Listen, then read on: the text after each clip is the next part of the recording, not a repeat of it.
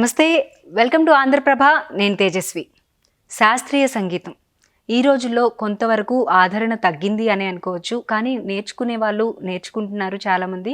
కానీ కొంతవరకు ఆదరణ అయితే తగ్గింది. అటువంటి శాస్త్రీయ సంగీతాన్ని మళ్ళీ ప్రజల్లోకి తీసుకువెళ్ళి పూర్వపు వైభవాన్ని తీసుకురావడానికి తమ వంతుగా ప్రయత్నం చేస్తున్నారు ఇద్దరు సంగీత సరస్వతులు. వాళ్ళే సూర్య సిస్టర్స్. కోమలి గారు అలాగే అవనిజ గారు ప్రస్తుతం మన స్టూడియోలో ఉన్నారు. వారితో మాట్లాడదాము. నమస్తే కోమలి గారు, అవనిజ గారు. నమస్తే. ఎలా ఉన్నారు? బాగుంది. నాకైతే చూడడానికి కన్నుల పండుగగా ఉంది. ఇద్దరు చక్కగా సేమ్ శారీస్ లో మన సంప్రదాయంలో కనిపిస్తున్నారు. చాలా చక్కగా ఉన్నారు. ముందుగా ఇంకా మీరు శాస్త్రీయ సంగీతం అని చెప్పిన తర్వాత సంగీతంతో స్టార్ట్ చేస్తేనే బాగుంటుంది కాబట్టి ఒక కీర్తనతో ప్రారంభిద్దాము. తప్పకుండా అండి. మేము సూర్య సిస్టర్స్ మొట్టమొదటిగా ఆంధ్రప్రభ ప్రేక్షకులకి నమస్కారాలు తెలియజేసుకుంటున్నాము. అందరికీ మీరు అడిగారు కాబట్టి చాలా ప్రాశస్త్యమైనటువంటి, చాలా ఎంతో గొప్ప ఆదరణ ఉన్నటువంటి ఒక మంచి కీర్తనతోటి మేము ప్రారంభిస్తాం. ఇప్పుడు ఈ కీర్తన గురించి మీకు వివరణ తర్వాత మన ఇంటర్వ్యూలో ఇస్తాం. ధీరదైత్య గర్వహారిణి సకల దేవ వినుత చరణి మంజుభాషిణి. ధీరదైత్య గర్వహారిణి సకల దేవ వినుత చరణి మంజుభాషిని. మారనిభ సుందర స్వరూపిణి. మారనిభ సుందర స్వరూపిణి. మంగళప్రదాయిని పావని. ఘోర పాపనాశిని సువాసిని కుందరదని సికింద్రపురవాసిని. ఘోర పాపనాశిని సువాసిని కుందరదని సికింద్రపురవాసిని. దారుణి లక్ష్మీకాంత పోషిణి దైవత శిరోమణి సద్గుణమణి. దారుణి లక్ష్మీకాంత పోషిణి దైవత శిరోమణి సద్గుణమణి. మవదని పదని దని సని సరి సని గరి సరి సని దని సని ద పదని స. మవదని పదని దని సని సరి సని గరి సరి సని దని సని ద పదని స. దని సని స ని సరి సరి ని గరి గ స గరి రి సని దని సని దని గరి సని గరి రి సని రి సని దని ద ప మ గ మ పదని సరి గరి సని ద ప మ గరి స. అంబనీదు పాదమూలే గతియని అనుదినం భూమదిని నమ్ముచుండిని. అంబనీదు పాదమూలే గతియని.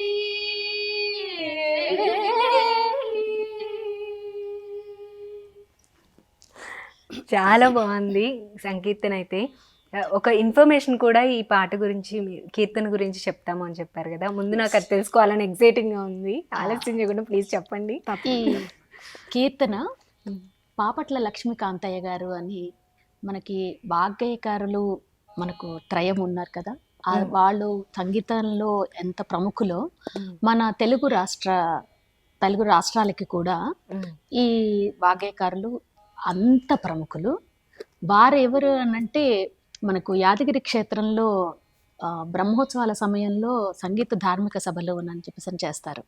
వాటిని ప్రవేశపెట్టి వాటిని ముందుగా పరిచయం చేసి వాటిని కండక్ట్ చేసింది పాపట్ల లక్ష్మీకాంతయ్య గారు. ఈ పాపట్ల లక్ష్మీకాంతయ్య గారు దీన్ని ఒక 200 years బ్యాక్ రచించినటువంటి ఈ కీర్తన మన హైదరాబాద్, సికింద్రాబాద్, ఉజ్జయిని మహాకాళి అమ్మవారి మీద రాసినటువంటి కీర్తన. 200 సంవత్సరాల క్రితం రాసినది. అంటే సికింద్రాబాద్ అమ్మవారు అనగానే మనకి బోనాల సందర్భంలో కానీ వాటిల్లో జానపద ఇది ఎక్కువగా ఉంటుంది. బట్ అమ్మవారి మీద శాస్త్రీయంగా కర్ణాటక క్లాసికల్ మ్యూజిక్ ని ఇది చేస్తూ 200 సంవత్సరాల క్రితం రాసిన కృతి అన్నమాట. కృతి. దీన్ని మా తాతగారు అయినటువంటి సంగీత గురువు గారు అయినటువంటి శ్రీమాన్ సంపన్ముడుంబై సీతారామానుజాచార్యుల గారి ద్వారా నేర్చుకొని మేము దీన్ని ఇప్పుడు మీ అందరి ముందు పాడటం జరిగింది. పాపట్ల లక్ష్మీకాంతయ్య గారు అంటే మనకి మామూలుగా అందరికీ తెలియపరచడం కోసం చెప్తున్నాను. తిరుపతి అనగానే కీర్తనలు అనగానే తాళపాక హనుమాచార్యులు గారు అన్నమాచార్యుల వారు గుర్తొస్తారు. గుర్తొస్తారు. భద్రాద్రి అనగానే రామదాసుల వారు గుర్తొస్తారు.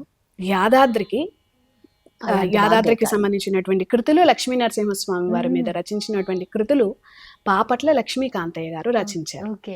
ఆయన ఈ రాష్ట్రంలో మొత్తం తిరుగుతూ, అంటే త్యాగరాజస్వామి వారు తిరిగినట్టుగా ఈ ప్లేసెస్ అన్ని తిరుగుతూ కూడా అమ్మవారి మీద కూడా కృతిని రచించడం ప్రాశస్త్యమైనది అన్నమాట.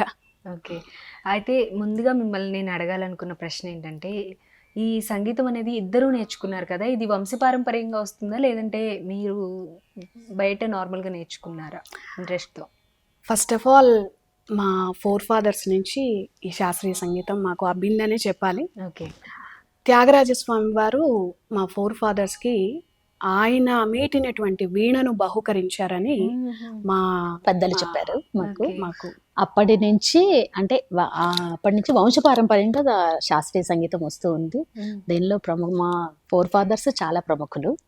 వారి దగ్గర నుంచి మాకు అబ్బినటువంటి సంగీతాన్ని ముందుకు తీసుకువెళుతూ ఎంఏ కర్ణాటక శాస్త్రీయ సంగీతం అక్కయ్య గారు చేశారు, నేను ఎంఏ కర్ణాటక సంగీతం. ఇద్దరు చేశారు. ఎక్కడ చేశారండి ఇద్దరు? ఒకే చోటనా, ఒకే టైంలో చేశారు? తిరుపతి పద్మావతి మహిళా యూనివర్సిటీ నుంచి ఇద్దరం ఎంఏ కర్ణాటక సంగీతం ఫినిష్ చేశాము. At a time? అక్కయ్య గారు ముందు చేశారు, ఆ తర్వాత నేను. ఓకే. అయితే వంశపారంపర్యంగా వచ్చింది కాబట్టి నేర్చుకున్నారా లేదంటే మీకు కూడా చిన్నప్పటి నుండి ఇంట్రెస్ట్ ఉండిందా? అంటే ఇంట్లోని పెద్దలు వాళ్ళు పాడటం వంశపారంపర్యంగా ప్రతి ఇంట్లో జరిగే ప్రతి కార్యక్రమానికి భగవత్ కైంకర్యాలు అటువంటి టైంలో వాళ్ళు కీర్తనలు పాడటం అవి వింటూ మేము పెరగడం, ఆ తర్వాత వాళ్ళ దగ్గర నుంచి ప్రోత్సాహం. అలాగే మా సంగీత గురువు గారు సీతారామాంజాచార్యులు గారు, వారి తాతగారు కూడా అవుతారు మాకు. వారి ఆధ్వర్యంలో చిన్నప్పటి నుంచే కచేరీలు నిర్వహించడం. మొదటగా అక్కయ్య పాడేవారు. మేము పెద్దవాళ్లతోటి మాట్లాడిన దానికంటే కీర్తనలు ఇలా పాడటము, పాటలు పాడటము, వీటి ద్వారానే మేము పెరిగామని చెప్పచ్చు. ఎక్కువ అలానే ఉండేది కమ్యూనికేషన్ అనేది. మేము పెరిగింది పాటలతోటి పెరిగాము. చిన్నప్పటి నుండి కూడా మొత్తం సంగీతంలోనే. ఇంకా అది ఇంట్లో క్లాసెస్ చెప్పేవారు తాతగారు. ఆ వాతావరణమే ఉండేది. మా నాన్నగారు, మా అమ్మగారు అందరూ అన్నమాట. అండ్ మాది కూడా బ్లడ్ రిలేషన్ ఇది ఆఫ్టర్ మ్యారేజ్ కూడా. సో అందులోనే కాబట్టి అందరం సంగీత కుటుంబానికి చెందిన వాళ్ళని. కచేరీలు ఇవ్వడం ఏ ఏజ్ లో స్టార్ట్ చేశారు? నేను ఫస్ట్ కచేరీ ఏనంటే పాడటం నాకు ఊహ తెలిసి ఏనంటే 3rd క్లాస్ నుంచి 4th క్లాస్ నుంచి స్టార్ట్ చేశాను. 3rd క్లాస్ నుంచి కచేరీ ఇవ్వడం, పాడటం. కచేరీ అనంటే మా తాతగారితో తిరుగుతూ వారు చాలా ప్రోగ్రామ్స్ కి వెళ్ళేవారు. అండ్ మెయిన్ గా నేను ఫస్ట్ నాకు తెలిసి యాదగిరిగుట్ట. అప్పటి నుంచి కూడా సంగీత ధార్మిక సభలలో పాడుతూ వచ్చాను అనమాట. సో తనకి అంటే ఇక్కడ అక్కయ్యకు నాకు 6 సంవత్సరాలు తేడా. అక్కయ్య గారు తాతగారుల ఆధ్వర్యంలో ఎక్కడైనా కచేరీలు, అంటే కచేరీ మీన్స్ అంటే కూర్చొని కాకుండా మంగళహారతులు కానీ అవి పాడటం, తాతగారు కచేరీ నిర్వహించి అక్కయ్యకి ఆపర్చునిటీ ఇవ్వడం అలా చేసేవారు. నేను తన ఏజ్ని అంటే తన వోకల్స్ని తన గాత్రాన్ని అందుకునే వరకు తను ఎదురు చూసి మెయిన్ కచేరీస్ కాకుండా అక్కడక్కడ అందరి ఇదిలో పాడటం అనమాట. అంటే జిఆర్ స్వామి వారి గారి దగ్గర మంగళహారతులు పాడటం ఏంటి అవన్నీ చేసేవారు. నాకు తను తాతగారు తనకు నేర్పిస్తూ తను నాకు కొలాబరేట్ చేస్తూ ఎక్స్ప్లెయిన్ చేస్తూ రాగాల గురించి, కృతుల గురించి, వాటి యొక్క వైశిష్ట్యం గురించి చెప్తూ నేను తన స్థాయికి చేరుకొని పాడేంత వరకు కూడా ఎదురు చూసి ఆ తర్వాత కచేరీ తను స్టార్ట్ చేశారు. అఫ్ కోర్స్ నా 4వ తరగతి 8 years 10 కరెక్ట్ గా స్టార్ట్ చేస్తుంది 10 years. తనకి ఇంకా చిన్నప్పటి నుంచి అనొచ్చు, చిన్నప్పటి నుంచి స్టార్ట్ చేశారు. మీరు ఇప్పుడు చెప్తుంటే నేను కొంచెం గ్యాప్ ఇంకా ఎక్కువ ఉందేమో, అట్లీస్ట్ 10th క్లాస్ వరకేమో అనుకున్నాను. లేదు, చాలా చిన్నతనం నుంచి అక్కయ్య గారితో పాటు అంటే నా అదృష్టం అనమాట తనతో చేయడం.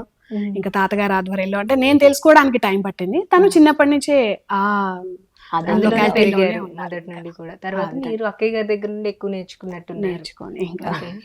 ఇప్పటికి కూడా ఆ జర్నీ ఇప్పటికీ కంటిన్యూ అవుతూనే ఉంది. ఓకే. ఆ, నేను స్టార్టింగ్ లోనే చెప్పాను మీ ఇద్దరిది డ్రెస్సింగ్ చాలా బాగుంది, ఇద్దరిది సేమ్ ఉంది అని చెప్పి. Yes, yes. సో కచేరీలు స్టార్ట్ చేసిన దగ్గర నుండే ఇలానే ఉండేదా? ఇలానే ఎస్ అండి, చిన్నప్పటి నుంచి కూడా అంటే ఇంకా డ్రెస్ అయినా మామూలుగా డ్రెస్సెస్ అయినా లంగా ఓణీలైనా శారీస్ అయినా సేమ్ కాస్ట్యూమ్ colour, చిన్నప్పటి same. నుంచి ఉండేది తీసుకునేటప్పుడే అన్నమాట. ఇంకా జ్యువెలరీ అయినా ఏదైనా ఏదైనా almost చిన్నప్పటి దగ్గర నుంచి. దగ్గరగా ఉండేలాగా ఇంకా. అంతే అండి, బాగా పాడటంలో ఎంత ఈక్వాలిటీ ఉండేదో ఈక్వల్ గా ఉండేవాళ్ళం. డ్రెస్ మెయింటెనెన్స్ కూడా అలానే ఉండేది. ఓకే.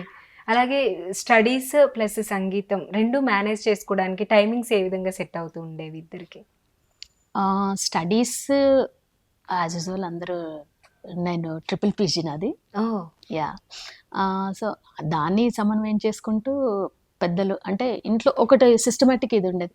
ఇప్పుడంటే అదర్ ఇవి ఉన్నాయి మనకి యాక్టివిటీస్ ఇవి, కానీ అప్పుడు ఇంటికి వచ్చాము అని అంటే సో పర్టికులర్లీ పెద్దవాళ్ళ ఆధ్వర్యంలో పెరిగాం కాబట్టి పర్టికులర్ అంటే వాళ్ళు చెప్పిన టైమింగ్స్ మనం ఒక షెడ్యూల్ లాగా ఉండేది, ఒక టైం టేబుల్ ఉండేది. ఓకే. దాన్ని ఫాలో అవుతూ మేము ప్రోగ్రామ్స్కి వెళ్ళినా కానీ సో మనకు స్టడీస్కి ఇబ్బంది రాకుండా అండ్ దీనికి ఇబ్బంది రాకుండా మేనేజ్ చేసుకునే వాళ్ళం. అది అలా నడిచిపోయింది. ఓకే. పర్టికులర్లీ దానికోసం అని చెప్పేసానని ఇది కాలేదు, కానీ అదొక టైం టేబుల్ లాగా ప్రాక్టీస్ చేసేవాళ్ళము. ఓకే. అవనిజ గారు, మీరు న్యూస్ ప్రెజెంటేషన్ కూడా చేశారు కదా ఒక ఛానల్ నుండి. ఎస్ సో అది దాని గురించి ఒకసారి చెప్తారా? అంటే మీరు ఇటు సంగీతం కచేరీలు చేసుకుంటూ చేశారా, లేదంటే ఎలా మేనేజ్ చేశారు? నేను డబుల్ బిఏ చేశాను అనమాట, నార్మల్ స్టడీస్ లో ఉన్న బిఏ అండ్ సంగీతంలో బిఏ, ఆ Okay. తర్వాత సంగీతంలో కంటిన్యూయేషన్. మ్మ్. సో నేను మా మా సూర్యాపేట మా ఊరు. మ్మ్. సో అక్కడ నేను ఇంకా స్టడీస్ అయిపోయిన తర్వాత ఈ టీవీలో జస్ట్ మనకి ఆపర్చునిటీస్ వచ్చాయన్నమాట. మ్మ్. ఇంటర్వ్యూ అటెంప్ట్ చేశాను, అదృష్టంగా అందులో ఆపర్చునిటీ వచ్చింది. Okay. I have 10 years of experience in news reading. Okay.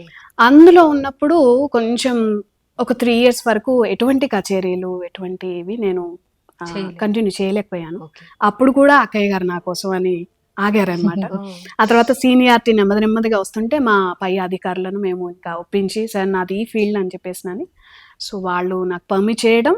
ఆ తర్వాత మళ్ళీ యాదాద్రిలో మేము వార్షికం ఎప్పుడు కచేరీలు ఉత్సవాలు అయినప్పుడు, బ్రహ్మోత్సవాలు అయినప్పుడు ఇద్దరం కంపల్సరీ మా ఇద్దరు కచేరీ ఉండేది. ఓకే.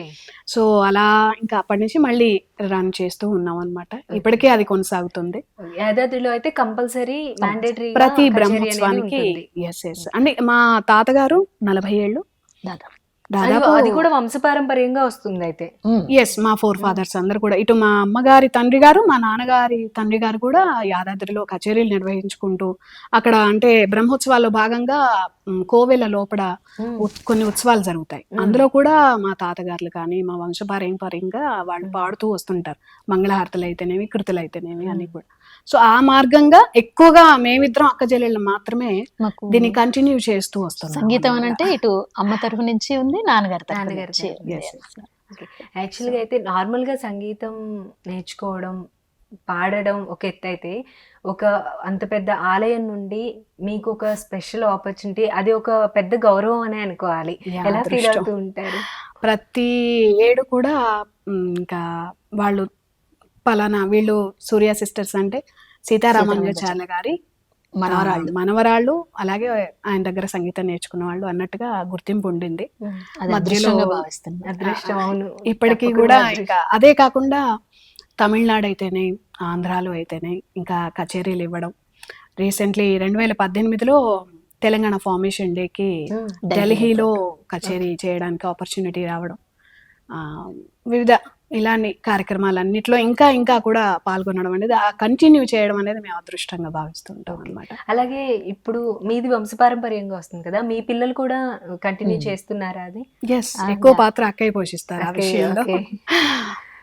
మా పిల్లలనే కాదు, ఇంకా మేము టీచింగ్ చేయటము, మా పిల్లలు కూడా అంటే స్టూడెంట్స్ కూడా, మా పిల్లలు వీళ్ళతో పాటు వాళ్ళు కూడా పలు రంగాలలో స్థిరపడ్డారు. అండ్ కొంతమంది స్టూడెంట్స్ బ్యాండ్ అని చెప్పేసి నేను దాంట్లో మన మీడియా వాళ్ళు కండక్ట్ చేస్తున్నటువంటి ప్రోగ్రామ్స్ ఉన్నాయి కదా, చాలా సంగీత కార్యక్రమాలలో వాటిల్లో పార్టిసిపేట్ చేయడం జరిగింది. బ్యాండ్ వాళ్ళు సింగర్స్ గా కూడా సెటిల్ అవటం జరిగింది వాళ్ళు. ఓకే. మా పిల్లలు స్టూడియో రన్ చేస్తున్నారు. వాళ్ళ వృత్తి ప్రవృత్తి ఈ రెండింటిని మేనేజ్ చేసుకొని వాళ్ళు మాకు కూడా సహకరిస్తున్నారు.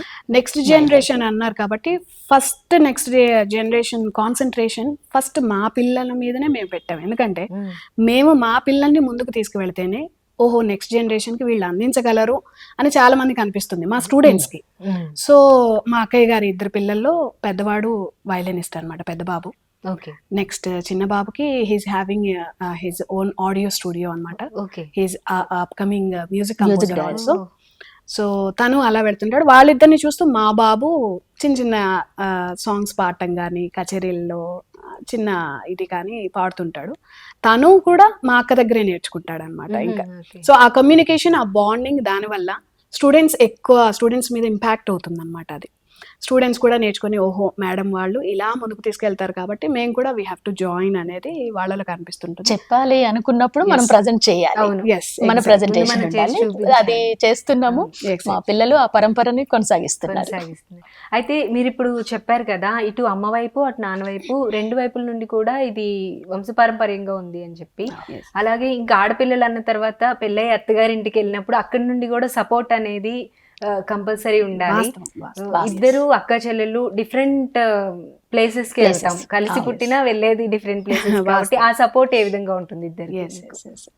అందులో మేము చాలా అదృష్టవంతులు. మాకు వచ్చిన వాళ్ళు కూడా మమ్మల్ని ఎంకరేజ్ చేసే ఇదిలో ఉన్నారనమాట. ఎందుకంటే వాళ్ళు కూడా అదే ఫీల్డ్, అందులోంచి వచ్చిన వాళ్ళే, అదే ఆ వంశం నుంచి అక్కడి నుంచి వచ్చిన వాళ్ళే కాబట్టి దాని విలువ తెలుసు. మేము ముందుకు వెళ్ళటానికి వాళ్ళ ప్రోత్సాహం చాలా ఉంది. ఓకే. కనిపించకుండా మిమ్మల్ని మీరు కనిపించేలా వాళ్ళు వెనక నుండి సపోర్ట్ ఇస్తున్నారు. బావగారు వచ్చేసి అక్కయ్య హస్బెండ్ వచ్చేసి ఇంట్లో కుటుంబము మేనబావ అన్నమాట. సో ఆటోమేటిక్ గా బావగారికి అత్తయ్యకి ఆటోమేటిక్ గా ఈ ఫీల్డ్ గురించి దీని గురించి ఫుల్ ఆఫ్ సపోర్ట్ ఇంకా అక్కయ్యకి. సో నేను వచ్చేసి ఇంకా మా అత్తగారు వాళ్ళు ఆంధ్ర విజయనగరం. సో వాళ్ళకి ఆటోమేటిక్ గా విజయనగరం అంటేనే సంగీత నెలల సంగీతానికి. సో సాహిత్యం సంగీతం 2 ఉన్నాయి వాళ్ళ ఇంట్లో కూడా. ఆటోమేటిక్ గా వారి నుంచి సపోర్ట్ ఇప్పటికీ కూడా ఇదే విధంగా చిన్నప్పటి నుంచి ఎలా అయితే మేము తయారవుతూ కచేరీలు ఇస్తూ వస్తున్నామో దాన్ని ఎక్కడ కూడా డిస్టర్బ్ చేయకుండా ఇలానే కంటిన్యూ అవ్వండి అని మా పెద్దవాళ్ళు మాకు ఇచ్చిన బ్లెస్సింగ్స్, అవి మా అదృష్టంగా భావిస్తాం ఇప్పటికీ.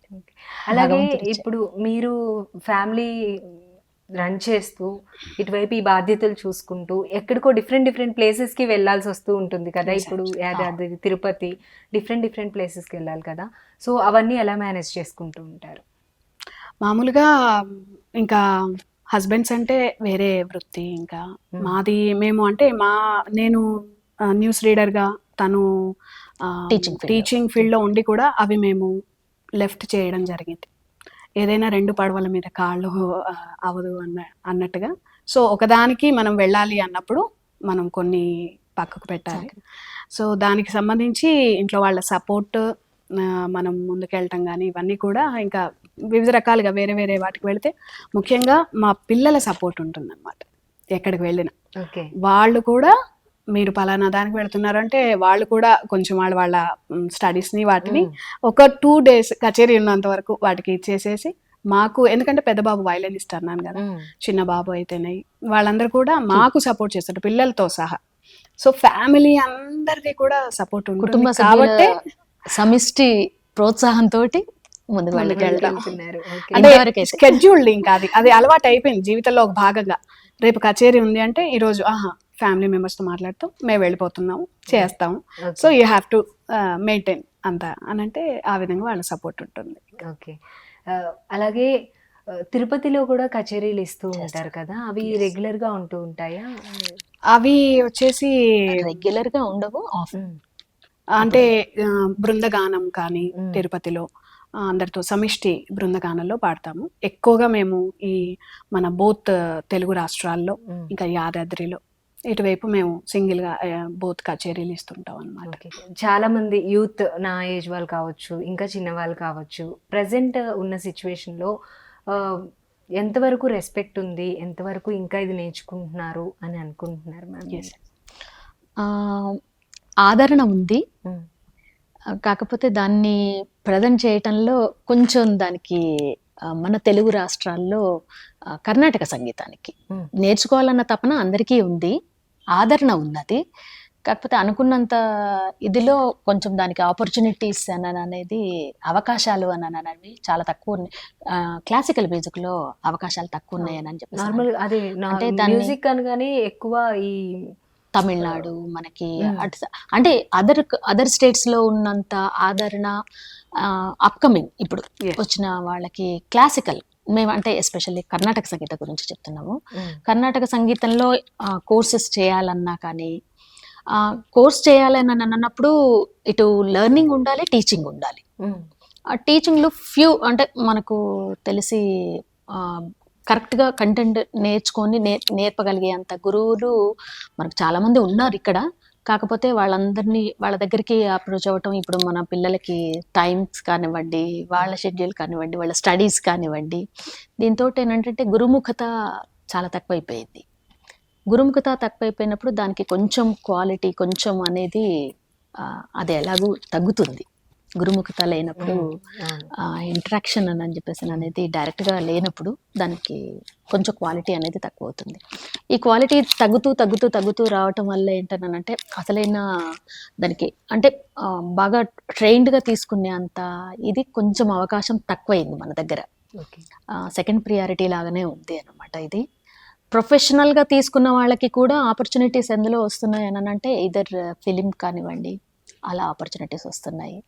సో దానికి కొంచెం మనం పిల్లల్ని ఎంకరేజ్ చేయడానికి ముందు పేరెంట్స్ సహకారం చాలా ఉండాలండి. ముఖ్యంగా ఎందుకంటే మేము మ్యామ్ ఇప్పటి వరకు అంటే మా జనరేషన్ వరకు ఏంటంటే కొంచెం ఈ డాన్స్ కూచిపూడి కానివ్వండి, ఇవన్నీ బయటికి ఆడపిల్లల్ని పంపించాలంటే కూడా ఒక భయం ఉంది. సంగీతం గురించి ముందు స్కూల్కి వెళ్ళాలి ఇది కొంచెం ఉందన్నమాట. కానీ ఇప్పుడు వస్తున్న పేరెంట్స్, ప్రజెంట్ ఉన్న పేరెంట్స్ మాత్రం వాళ్ళ పిల్లల్ని మాక్సిమం ఇవన్నీ నేర్పించడానికి ఇంట్రెస్ట్ అయితే చూపిస్తున్నారు. కానీ ఎక్కడ నేర్పించాలి, మీరు అన్నట్టు ప్రాపర్ గా నేర్పించే వాళ్ళు ఎక్కడున్నారు అనే క్వశ్చన్ కూడా ఒకటి రైజ్ అవుతుంది. ఇంట్రెస్ట్ అయితే చాలా మందికి ప్రెసెంట్ ఉన్న పేరెంట్స్ ఎవరు కూడా అమ్మో అమ్మాయిని బయటికి పంపించాలనే భయం మాక్సిమం ఏముండదు. మా పిల్లలకి అన్ని నేర్పించాలనే తాపత్రయం ఉంటుంది. అవకాశం ఉన్నప్పుడు ఆదరణ కూడా ఎక్కువ అవుతుంది. అవును, అవకాశాలు తక్కువ అయిపోయినప్పుడు దాని గురించి ఆదరణని కొంచెం పక్కకు పెట్టేస్తారు. దేనికి ప్రియారిటీ ఉంది, దేనికి పాపులారిటీ ఉన్నదో దానికి వెళ్ళిపోతూ ఉంటారు. కానీ కొంచెం మనం ఆలోచించి ఏంటనంటే అన్ని రంగాల్లో ముందు ఉన్న తెలుగు ప్రజలం, మనం తెలుగు రాష్ట్రాలు కొంచెం ఈ కళల పట్ల కూడా అన్నిటి పరంగా అంటే not only dance, not only art and something, ఇవి అన్ని ఫైన్ ఆర్ట్స్. సో దీంట్లో కొంచెం కర్ణాటక సంగీతం నేర్చుకుంటే ఏంటంటే బేసిక్స్ అవి తెలుస్తాయి. ఎలా పాడాలి, ఎలా ప్రజెంట్ చేయాలి అని చెప్పేసి అని తెలుస్తుంది. అండ్ సాహిత్యం కూడా మనం ప్రజెంట్ తెలుగు ఇది కూడా చూస్తున్నాము. సాహిత్య రంగంలో సాహిత్యం అంటే ఇవన్నీ సైమల్టేనియస్లీ డెవలప్ అవుతాయి. సో వీటి గురించి ప్రభుత్వం కూడా అంటే ప్రభుత్వాలు, మన అదర్ ప్రైవేట్ ఆర్గనైజేషన్స్, మీలాంటి మీడియా అందరూ ప్రోత్సహిస్తే డెఫినెట్గా మళ్ళీ మనకు వెనకటి ఆదరణ అనేది వస్తుంది. ఇక్కడ ప్రజెంటేషన్ గురించి చెప్తున్నాను. ప్రజెంటేషన్లో ఉన్నప్పుడు అంటే నేర్చుకుంటారు, పిల్లలు నేర్చుకుంటారు, పేరెంట్స్ సహకారం కూడా చాలా ఉంది. కానీ patience is most important. How we are learning. So మనము కాంపిటేటివ్ ఫీల్డ్లోనే ఉన్నాము, ఒప్పుకుంటాము. బట్ వెంటనే నేర్చుకోగానే అది మాకే మీన్స్ నాకు ఇన్నేళ్ళు పట్టింది సంగీతం గురించి తెలుసుకుని, ఆ సబ్జెక్ట్ ఏంటి, సముద్రం, దాని లోతు ఎంత, ఇవన్నీ తెలుసుకోవడానికి చాలా కాలం పట్టింది. బట్ ఆ పేషెన్సీ అనేది పేరెంట్స్కి కూడా ఉంటే పిల్లలకు నేర్పిస్తారు. నేర్చుకోగానే సరిగమ పదనిసలు వెంటనే రావాలి, కాంపిటీషన్స్కి వెళ్ళిపోవాలి, పాడాలి అనే ఉద్దేశం లేకుండా కంటిన్యూస్ ప్రాసెస్, ఒక కోర్స్ ఇచ్చేంత వరకు కూడా it's a long process to learn the arts. So అలాంటి కల్చర్, అలాంటి సిస్టమాటిక్ ఇది ఉన్న పేరెంట్స్ అందరు కూడా సహకరిస్తే చాలా బాగుంటుంది ఇటువంటి కళలు నేర్చుకోవడానికి. ఓకే, అలాగే కోమలి గారు క్లాసెస్ కూడా రన్ చేస్తున్నాము అని చెప్పారు కదా. ఇప్పుడు ఫారిన్ లో ఉన్న వాళ్ళు కూడా నేర్చుకోవాలనుకుంటారు, లేదంటే కొంచెం మీరు ఇప్పుడు హైదరాబాద్ లో ఉన్నారు, Yeah, డిఫరెంట్ ప్లేస్ లో ఉన్న వాళ్ళు నేర్చుకోవాలి అనుకుంటారు. అవును. అటువంటి వాళ్ళకి వర్చువల్ గా ఏమైనా నేర్పిస్తున్నారా మీరు ఇప్పుడు? ఎస్, మేము వారిలో ఉన్న వాళ్ళకి క్లాసెస్ ఆస్ట్రేలియా, యుఎస్ఏ, ఓకే. అక్కడ నుంచి మన తెలుగు ప్రజలు, మన తెలుగు వాళ్ళు అక్కడ సెటిల్ అయిపోయిన వాళ్ళు క్లాసికల్ మ్యూజిక్ ఇదేనని చెప్పేసానని వాళ్ళు చాలా ఆదరిస్తున్నారండి. ఇప్పుడు ఇప్పుడు పేరెంట్స్ మీదనే, ఇప్పుడు మీరు మనం మాట్లాడుకున్నట్టు పేరెంట్స్ చాలా ఇదిగా ఉన్నారనమాట, Yes. దాని వాల్యూ తెలుసుకున్నారు. సో వాళ్ళు కూడా వాళ్ళు నేర్చుకున్న ఇదిని కూడా పిల్లలకి నేర్పించాలన్న తపనతోటి ఉన్నారు. సో అలాంటి వాళ్ళకి వర్చువల్ గా మేము క్లాసెస్ కండక్ట్ చేస్తున్నాము. అండ్ మాది ఓన్ యూట్యూబ్ ఛానల్స్ ఉన్నాయి, దాని ద్వారా సాంగ్స్ కానివ్వండి, మన పూర్వీకులు రాసినటువంటి సాంగ్స్ కూడా, ప్రసిద్ధమైనటువంటి పురాతనమైనటువంటివి, Yes. చాలా వాల్యూ ఉన్నటువంటి కీర్తనలు. కీర్తనలు కానివ్వండి, మంగళహారతులు కానివ్వండి, వీటన్నిటిని ముందుకు తీసుకొని వెళ్ళడానికి మన ముందు తరాలకి కూడా ఉండాలి, అందివ్వాలి అని అన్న ఇంతోటి మేము టెక్నాలజీని యూజ్ చేస్తూ మొదట్లో రోజులను బట్టి మనం కూడా మారాలి, వాటితో పాటు రన్ చేయాలి, అట్ ద సేమ్ టైం మన వాల్యూస్ ని కూడా కాపాడుకోవాలి. ఈ కచేరీలు చేస్తున్న సమయంలో కూడా మాకు డిజిటల్ మీడియాలకు వచ్చి యూట్యూబ్ ఛానల్స్ ని ఎస్టాబ్లిష్ చేయాలన్న ఉద్దేశం లేకుండే. ఓకే. బట్ ఏంటంటే వివిధ యూట్యూబ్ ఛానల్స్ కానీ మిగతా ఇంకా కచేరీలకు కానీ మా వాయిస్ అందిస్తుంటాం. ఎందుకు మన ఇద్దరం కూడా ప్రారంభించొద్దు అనే ఉద్దేశంతో, అంటే మాకు తెలిసినటువంటి వాగ్గేయకారులు, పూర్వం ఉన్నటువంటి కీర్తనల్ని అన్నిటినీ కూడా ప్రమోట్ చేయాలనే ఉద్దేశంతో సూర్య సిస్టర్స్ యూట్యూబ్ ఛానల్ స్టార్ట్ చేశాము. ఓకే. అందులో కేవలం మా ఇద్దరి వాయిసెస్ అండ్ వోకల్స్ మాత్రమే ఉంటాయన్నమాట. ఓకే. సో అందులో different type of presentation and with fusion, అంటే ముందరి తరాలకు కూడా మరీ శాస్త్రీయ సంగీతం కాకుండా శాస్త్రీయ సంగీతాన్ని ఒక రిథమెటిక్ గా, ఒక ఫ్యూజనెటిక్ గా కొన్ని కూడా సాంగ్స్ కి, కొన్ని కొన్ని సాంగ్స్ songs ని వరకే. yes, అలా ఉండాలనే ఉద్దేశంతో అది కూడా ఎందుకు ఇవ్వాల్సి వచ్చిందంటే అండి, దానికి కూడా ఒక రీజన్ ఉంది. మా చిన్నతనంలో, ఇప్పుడు నేను 4th క్లాస్లో అలా స్టార్ట్ చేశాను. ఫస్ట్ సీతానగరంలో కుముద్బెన్ జోషి గారు అని చెప్పేసి మన గవర్నర్, మీకు ఇంకా తెలిసి కూడా ఐడియా ఉంటుంది, వారు వచ్చినప్పుడు కూడా పాడామన్నమాట. అయితే మన మంగళహారతిలో జనరల్గా ఇప్పుడు మ్యారేజెస్కి అలా పాడుకుంటున్నప్పుడు మనకు సాహిత్య రంగంలో దేవులపల్లి కృష్ణశాస్త్రి గారు మీకు అందరికీ తెలిసే ఉంటుంది. ఆ దేవులపల్లి కృష్ణశాస్త్రి గారు అని చెప్పేసి అంటే సినిమా సాహిత్య రంగంలో సినిమా సంగీతం అందించారని అన్న ఇదే ఉంటుంది. కానీ మాకు అంటే అమ్మవారి మీద దేవత ఇది వాటి మంగళహారతులు అని అంటారు కదా, వారి మీద రాసినటువంటి ఒక కీర్తన, ఒక పాట బృందారక సందోహంతో అని ఉంది. కోమలి గారు, ఇప్పుడు మీరు దేవులపల్లి కృష్ణశాస్త్రి గారి ఒక కీర్తన గురించి చెప్పారు కదా, ఒకసారి దాని గురించి చెప్పి ఆ కీర్తన కూడా వినిపిస్తే. అంటే మీకు చెప్పాం కదా, మేము ఇప్పుడు అందిస్తున్నటువంటి సంగీతంలో ఫ్యూజన్ కూడా ఎందుకు చేయాల్సి వచ్చింది అని చెప్పేసి అనడానికి, ఇప్పుడు ఈ బృందారక సందోహంతో అనేది దేవులపల్లి కృష్ణశాస్త్రి గారు రచించినటువంటి ఒక పాట. ఓకే. ఈ పాట వెరీ పాపులర్.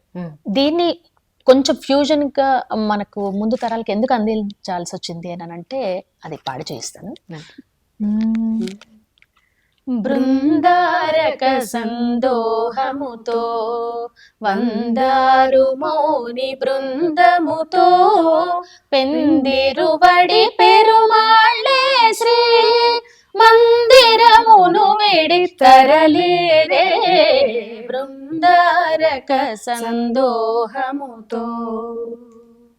ఇది మ్యారేజెస్ అప్పుడు చాలా పాపులర్ సాంగ్ అన్నమాట. ఇది అమ్మవారి మీద, అంటే వధువుకి స్పెషల్లీ ఆండాళ్ళు తల్లిని వధువు అని అనుకుని మ్యారేజెస్ లో చాలా మంగళహారతి లాగా కూడా పాడతారు అన్నమాట. సో దీన్ని ఫస్ట్ వారు రచించినటువంటి దేవులపల్లి కృష్ణశాస్త్రి గారు రచించినటువంటి ఈ పాటని మా తాతగారు శ్రీమంత్ సంపన్ముడు సీతారామచార్య గారు కంపోజ్ చేశారు. ఓకే. దీన్ని నా చిన్నతనం నుంచి 4th క్లాస్ నుంచి పాడుతూ వస్తున్నాను. ప్రతి మ్యారేజెస్లలో మన దేవుడి కళ్యాణాలు అవుతూ ఉంటాయి కదా, ఆ కళ్యాణం టైంలో ఇది పాడుతూ వచ్చాము.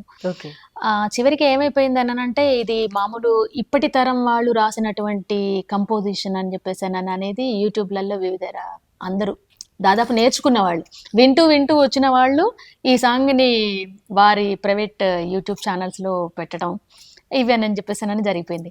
అంటే రాసిన వారి పేరు కానీ, దాన్ని కంపోజ్ చేసిన వారి పేరు కానీ ముందు తరాలకి ఎవరికి తెలియట్లేదు. ఇది ఎవరు రాశారు, ఏంటి దీని ఈ పాట గురించి ఎవరికి తెలియకుండా కృష్ణశాస్త్రి గారు యాక్చువల్ గా ఈ కీర్తనలు కూడా రాశారనే విషయం దాదాపు అందరికీ తెలియాలన్న ఇది తోటి అంటే కళ్యాణాల టైంలో పాడుకుంటున్నాం ఇదని చెప్పేసి అంటే మీలాంటి మన యూత్ కొంచెం ఇది వాళ్ళకి మంగళహారతులు కావాలి. అవును.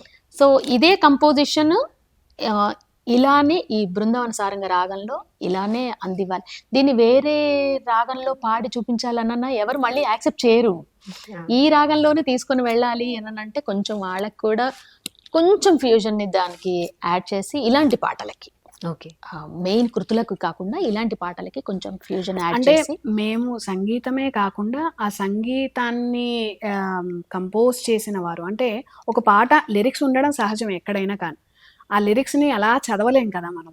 దాన్ని మ్యూజిక్ కంపోజిషన్ అనేది యాడింగ్ కంపల్సరీ. సో ఎలాగైతే మూవీ సాంగ్స్ కి ఏఆర్ రెహమాన్ గారు అది ఇది మనం అంటుంటాము, అలాగే సేమ్ యాజ్ ఈ పాటకి ఈ బృందారక సందోహముతో అనే కీర్తనకి కూడా ఈ మంగళహారతి కూడా మా తాతగారే కంపోజ్ చేశారని చాటి చెప్పడం కోసం మాత్రమే ఈ కంపోజిషన్ మరి ఎక్కడ కూడా ఇదవ్వకూడదు అన్న ఉద్దేశంతో మా యూట్యూబ్ ఛానల్ సెల్ఫ్ గా మేము పాడి అందించామన్నమాట. ఓకే. ఆ పాట గురించి తెలియకపోతే దాన్ని కొంతమంది ట్రెడిషన్ అని చెప్పేసి దాన్ని వేస్తారు. బట్ ఆ పాట గురించి తెలిసిన వాళ్ళు ఉన్నప్పుడు మనం అందివ్వటం అనేది మన కర్తవ్యం. అదే అవును. అలాగే ఇందాక మనం క్లాసెస్ గురించి మాట్లాడుకున్నప్పుడు మీరు చెప్పారు కదా వర్చువల్ గా కూడా క్లాసెస్ కండక్ట్ చేస్తున్నాము అని చెప్పి, అది అప్రోచ్ అవ్వాలంటే లింక్ ఏంటి, వెబ్సైట్ ఏదైనా ఉంటుంది కదా, ఏంటది? మాకు అంటే పర్సనల్ గా నెంబర్ తీసుకుంటారు, పర్సనల్ గా ఇది తీసుకున్నారు. వెబ్సైట్స్ అని చెప్పేసి అంటే డైరెక్ట్ గా మనం ఇవ్వటం, ఎవరైతే ఇంటరాక్ట్ అవుతారో మనకు డైరెక్ట్ గా అవుతారో వర్చువల్ క్లాసెస్ అలా అంటే నార్మల్ గా ఇప్పుడు మిమ్మల్ని అప్రోచ్ అవ్వాలంటే అందరికీ నంబర్ దొరకడం అసాధ్యం కదా మ్యామ్. ఇప్పుడు మా ఇంటర్వ్యూ ద్వారా మీరు చెప్తే వాళ్ళు ఎలా కాంటాక్ట్ అవ్వాలనేది కంపల్సరీ. సో మనము అంటే యూట్యూబ్ ఛానల్స్ ద్వారానే మన ఈమెయిల్ కూడా మనం అందులో అందించాం అన్నమాట, డ్యూ టు ఆర్ కచేరీస్ అన్నమాట. అందుకు మేము సపరేట్ గా ఎవరికి కాంటాక్ట్ ఇచ్చే పరిస్థితి అనేది ఏ విధంగా అంటే ఈమెయిల్ ద్వారా కాంటాక్ట్ నెంబర్ అడగట్లేదు, ఈమెయిల్ ద్వారా. అంటే కొంత ఇక్కడ ఏంటనంటే అమ్మా, అంటే అప్రోచ్ అయిన అందరికీ చెప్పలేము.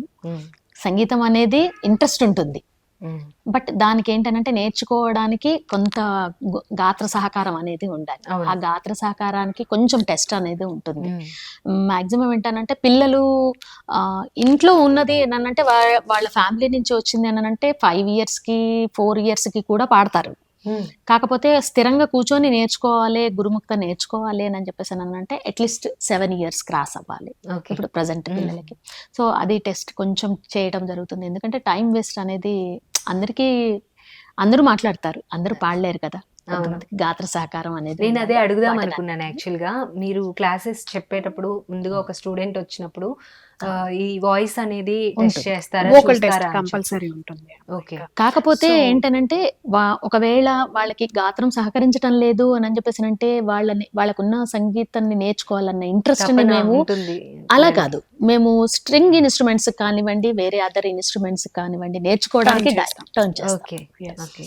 వాట్ ఎవర్ ఏదైనా మ్యూజిక్, ఇన్స్ట్రుమెంటల్ అయినా ఇతర గాత్రం అయినా కానీ ఏదైనా కానీ మనకి ఇన్స్ట్రుమెంటల్లో మనం ఇప్పుడు కొంచెం వెతుక్కోవాల్సి వస్తుంది, తెలుగు రాష్ట్రాల నుంచి కొంత వెతుక్కోవాల్సి వస్తుంది.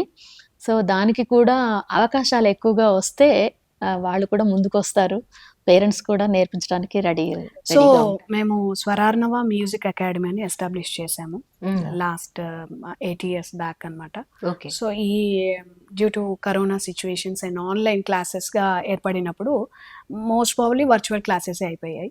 దానికి సంబంధించి ఈమెయిల్ నుంచే కాంటాక్ట్ అవుతుంటారు. స్వరార్ణవ మ్యూజిక్ @gmail.com ని సంప్రదిస్తే ఇంట్రెస్ట్ ఉన్న పీపుల్ అందరూ కూడా అప్రోచ్ అయ్యే అవకాశాలు ఉన్నాయన్నమాట. Thank you so much. Thank you so much. ఇది ఇవాల్టి స్పెషల్ ఇంటర్వ్యూ. సరిగమలతో చాలా చక్కగా సాగిపోయింది. మరొక గెస్ట్తో మీ ముందుకు వస్తాను. అంతవరకు చూస్తూనే ఉండండి ఆంధ్రప్రభ.